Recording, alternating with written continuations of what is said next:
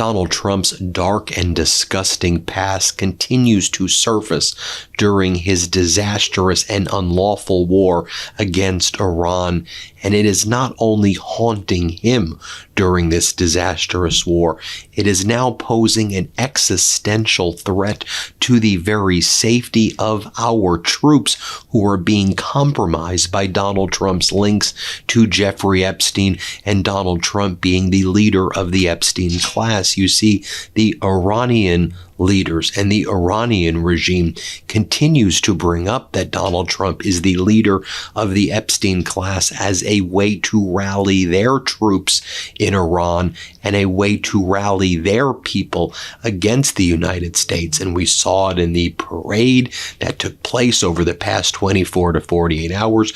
We see it in the language being used by the top Iranian generals, the people at the top of their national security apparatus, where they're telling their people, do you really want to be ruled by the Epstein class? The people covering up a child sex trafficking ring are the people who want to come here and govern in Iran. You want them doing to you what they've done in their past. They are utilizing that in the messaging to their people, and it is an effective rallying call of stop the Epstein class. And we know that the main reason that Donald Trump launched this unlawful war against Iran, in addition to the fact that Trump and Rubio said that Netanyahu was going to invade Iran first, so they had to do it with Netanyahu. Otherwise, they said Iran would then strike the United States after Israel attacked first. But the main reason is that all of this information was coming out about Donald Trump and his connections with Epstein. Some of the darkest and sickest and most sadistic stuff, right? It was coming out from the Department of Justice after Ro Khanna and Thomas Massie forced the release of the Epstein files. And then as Donald Trump was on the ropes, you had Pam Bondi testifying about the Dow being over 50,000. How does that Dow look now for you, Pam Bondi? Then Donald Trump launched the war. It was a wag the dog moment. Let me show you with receipts, point by point, what's going down right now. So you have right over here one of the top Iranian officials, Iran's parliament speaker, Mohammad Bagher Ghalibaf. And what he says is the fate of Iran will be determined solely by the Iranian nation, not by the Epstein gang. That was one of the first kind of statements that were out there by the Iranian regime saying, we're not going to be ruled by the Epstein gang. Then yesterday, you had Ali Larijani, who's the national security advisor, the top of the national security structure in Iran. He was marching in Tehran Square with some of the top Iranian generals. He was there with the foreign minister Araghchi. He was there with Pezeshkian, the president of Iran, and Larijani in front of all of the Iranian media, in front of all of the people. This was his address to the Iranian people. I mean, just, you remember the scene, right? The American and Israeli missiles are shooting down on Tehran Square, right? You have the Iranians who are protesting there. And then Donald Trump and Pete Hegseth are like, we're raining down death. We're going to make you suffer. Iran is being destroyed. I mean, they're saying all of these things that are like rallying the Iranian people around the Ayatollah, like losing any support they may have once had back in January. That's gone because the way Donald Trump and Hegseth have behaved. And then Larijani goes this. He goes, Mr. Hegseth, our leaders have been and still are among the people, but your leaders, they're on Epstein Island. That's what Larijani said, and he showed a video of Pezeshkian, the Iranian president, walking around the streets of Tehran, again, seeming to be not afraid of any, missile strikes. And again, they're using the Epstein class, and we're not on Epstein Island.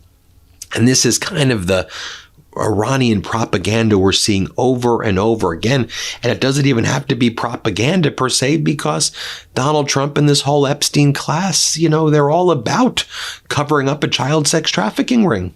I mean, when you have zero morals, zero moral clarity, when your entire regime is compromised the way the United States Trump regime is, how do you speak with any moral clarity at all? How do you put yourself on Iranian TV and say, we're here to help you? It's like, y'all are covering up child sex trafficking rings. Like, get the hell away from here. That's why this is so dangerous to our troops, right? And this is one of the reasons why, in other countries, the moment they have people who are like affiliated with people who are affiliated with people who are affiliated with Epstein, they're like, get out. Sorry, you're done. You're done. Even if you're like 2 levels removed, we've seen in other countries, because they know once you have that taint, you can't lead. You can't try to do any of these things. And by the way, that's not what's happened in the United States, where we have lots of these people in Trump's cabinet who like visited the island and they're like brag about it as though they think it's like a good thing. So you have, Iranian propaganda like this. They write, the Strait of Hormuz is only open and safe for those who haven't visited Epstein Island. All pedophiles are sanctioned. Then Iran's been putting out all of these like these AI videos like this one right here with Netanyahu and Trump, and Netanyahu's showing Donald Trump that he has the Jeffrey Epstein file on him of like what Epstein Island looks like. And then Donald Trump gets angry in this video and then presses the button, which launches the missile at the elementary school and kills the little girls in Manab, right? The video shows Netanyahu basically showing Donald Trump Trump's dark past and then connects it to Trump killing the little girls in Manab. That's the propaganda they're showing in Iran. I'm just telling you what they're doing over there right now and how they're utilizing Donald Trump's dark and sick and disgusting past and the Epstein class that is in this Oval Office against them. There was another video that they put out where at the end of the video it says "Inside Out, Epstein's client." And by the way, this is getting under Donald Trump's skin. How do we know that? Donald Trump's been making posts about Epstein. While we're in a war, Donald Trump is attacking Larry Summers and the fact that Larry Summers has to resign from teaching appointments and relinquish his university professorship over Epstein ties. Yeah, why do you think he had to do that? Because it's disgusting. And that's why you need to go as well. And you see how Iran is using it against you right now. Nothing feels normal right now, let's be real, and pretending it does is exhausting. And that sense of acceleration is valid. Staying informed matters, but staying overwhelmed does not have to be the cost. That is where IndaCloud fits in. IndaCloud is your fully legal online cannabis dispensary for gummies, premium pre-rolls, exotic flower, and now zero sugar THC sodas. A clean, alcohol-free way to decompress without checking out. Everything available is federally legal hemp THC, lab tested, and shipped discreetly to your door. As the pace of information increases, having a way to reset makes a huge difference. At this point, the news is following me everywhere. Morning alerts, midday updates, late night scrolling. There's a whole lot of noise out there. One IndaCloud soda later, the volume comes down. I could still pay attention, stay present, and process what's happening without carrying it all into the rest of my day. And honestly, doing this work every day covering politics in the news cycle, sometimes you just need a moment where the noise turns down a bit. Sleep gummies for shutting down late night headline loops, THC sodas for easing tension without alcohol, premium pre-rolls for intentional decompression, and $70 ounces for staying grounded without added stress. This is how adults stay informed without staying overwhelmed. If you're 21 or older, you can get 35% off the entire month at indacloud.co. That's .co when you use code Meidas at checkout. That's indacloud.co, code Meidas, M-E-I-D-A-S, 35% off all month long, shipped discreetly to your door. And don't forget to complete the quick survey when you order to support this show. Enjoy responsibly, and thanks to IndaCloud for supporting a calmer, more grounded way to stay informed. And by the way, there's been a ton of information coming out about Donald Trump's Epstein links over the past few weeks that are like that are like bombshells, that are some smoking guns as well, right? We've been covering here, and others have been covering the release of some of those new FBI files recently, which finally had the individual who was underage girl at the time, South Carolina. She was sex trafficked. She alleges she was sex trafficked by Epstein to New York and New Jersey, and she alleges that Donald Trump sexually assaulted her and said, "Little girl, I'm going to teach you how little girls do it," and then forced himself upon her. I don't want to go into those really sickening what happened. These are just allegations. Donald Trump denies it. But then you had the Post and Courier, the main newspaper in Charleston, South Carolina. They confirmed a lot of details about this victim, this survivor, not as it related to Trump. They didn't know one way or another, but they knew all of the things that were, because they're a Charleston, South Carolina newspaper, that all of the stuff that she said to the FBI about South Carolina and very specific things were true in South Carolina. We learned that the FBI believed that she was a very credible witness.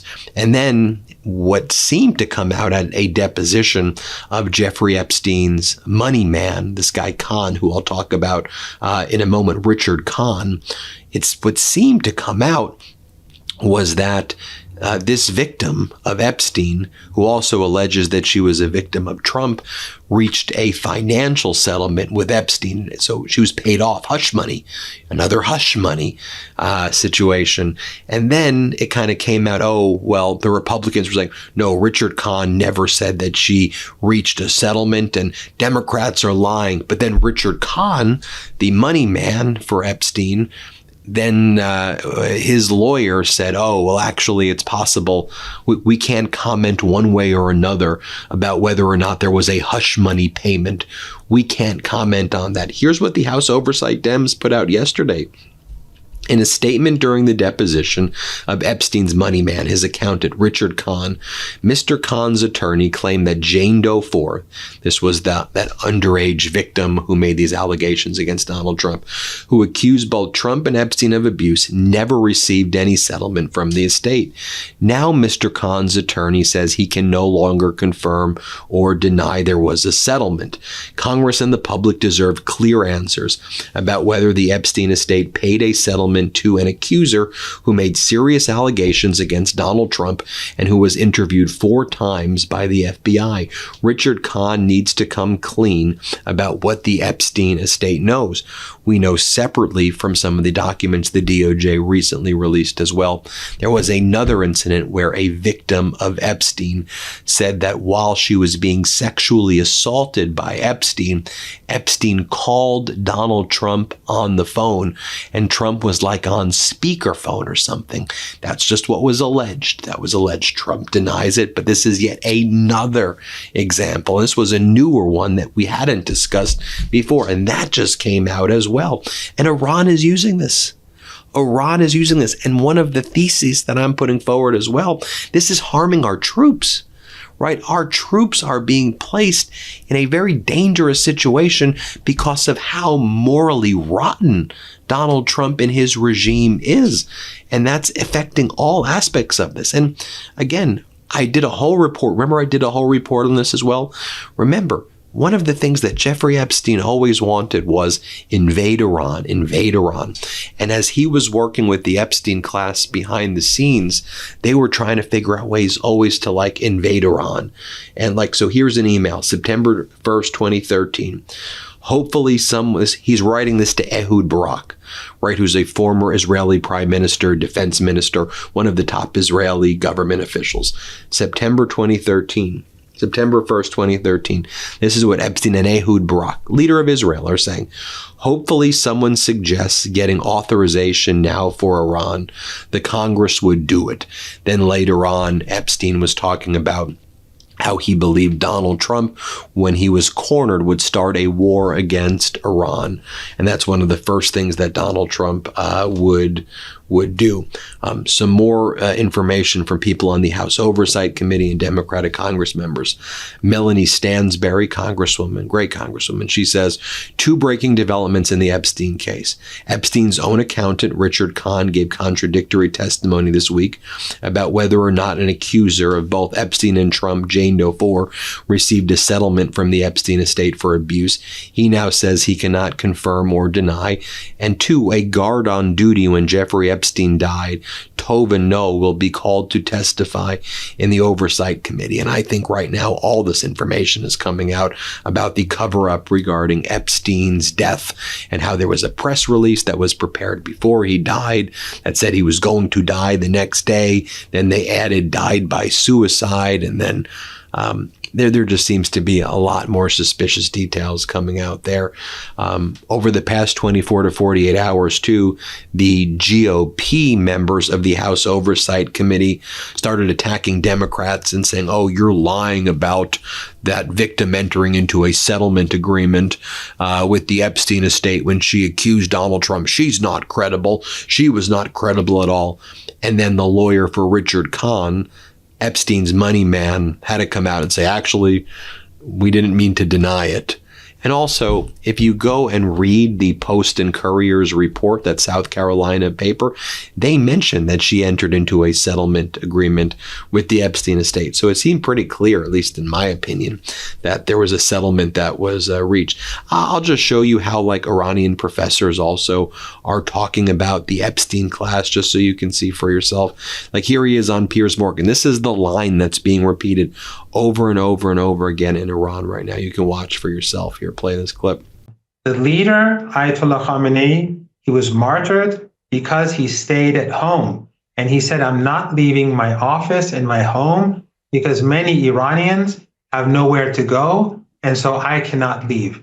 And he chose to stay, even though everyone knew that he would be a primary target. Unlike your leaders and the Epstein class in your country, which do all sorts of things to ordinary people, he stood with his people and he stayed with his people. And that's why he's so popular.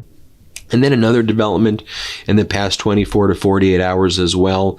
You have Ghislaine Maxwell's lawyer just speaking at legal conferences, talking about how he's working really hard on her pardon with Donald Trump and that they're working hard to try to pardon her.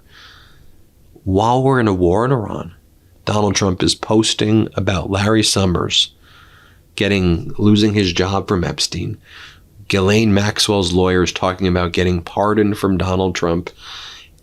And then Iran is utilizing all this stuff about Trump's dark past in order to rally their people against Trump and to fight back against the U.S. invasion. This is what, again, happens when you have people like Donald Trump, morally rotten, disgusting people. It actually impacts our troops. It actually has a deeper and more profound impact. It's sick. Thanks for watching. Hit subscribe. Let's get to 7 million subscribers. Thanks for watching. Yeah, let's try to get to 7 million this month. Want to stay plugged in? Become a subscriber to our Substack at MeidasPlus.com. You'll get daily recaps from Ron Filipkowski, ad-free episodes of our podcast, and more exclusive content only available at MeidasPlus.com.